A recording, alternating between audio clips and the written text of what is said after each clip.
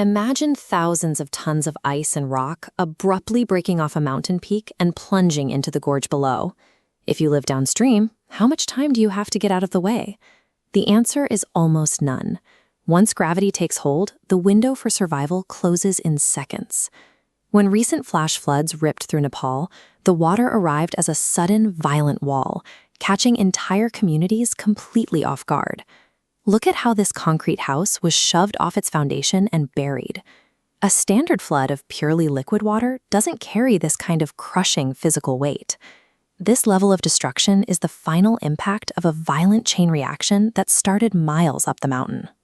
Nepal holds some of the steepest slopes and highest peaks on the planet. Most of the time, the fast-flowing rivers carving through these vertical drops are a lifeline, sustaining agriculture and millions of residents across the region.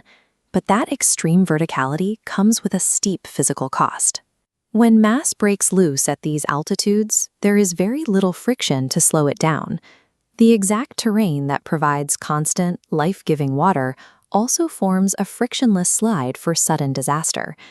As this disaster began, scientific monitoring equipment recorded massive, sudden vibrations in the ground.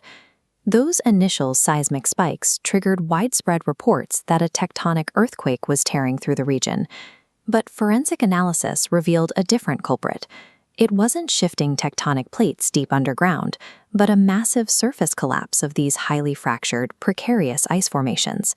Researchers frequently encounter this exact discrepancy in the data. What looks like an earthquake on early sensor data often turns out to be millions of tons of mountain face suddenly falling away. Differentiating between a deep earthquake and a surface mass movement is crucial. A collapsing mountain means rock and ice are now heading directly for the river system.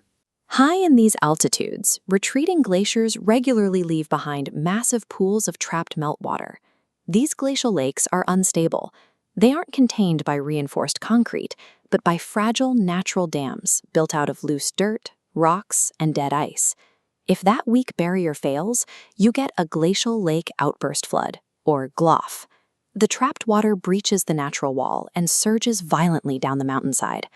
However, researchers require strict evidence before applying that label. Not every sudden Himalayan flood is triggered by a breached lake.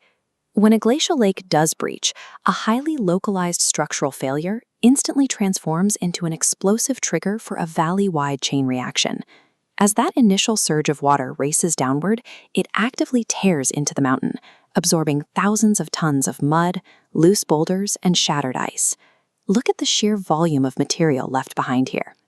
This thick, debris-laden slurry is exponentially more destructive than water alone, effectively operating as a massive liquid bulldozer.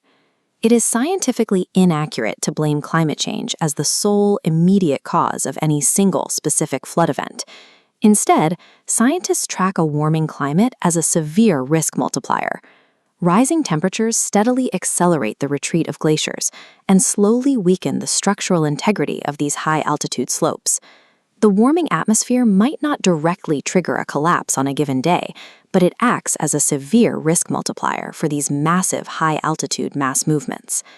The Himalayas combine extremely steep mountain slopes, tightly confined river valleys, and intense seasonal monsoon rains to maximize destruction. When that high-speed, high-density slurry intersects with civilization, it has the kinetic force to cleanly snap concrete bridges and tear away deep foundational soil. And these rivers do not recognize international borders. The water carving through Nepal flows directly downstream into India's vast river networks. While a disaster at the top doesn't guarantee severe flooding further down, the downstream impact hinges on a fragile balance of local river discharge levels and current rainfall. A single localized collapse at the roof of the world has the kinetic potential to trigger a transnational disaster cascade.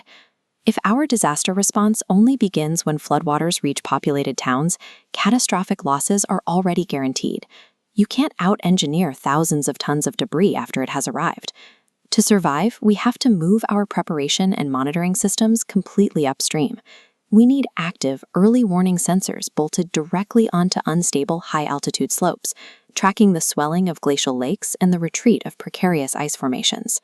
The Himalayas are a highly complex, intensely sensitive, and constantly shifting natural system. We must learn to detect these silent structural changes at the top of the world before gravity has the chance to turn them into an unstoppable force below.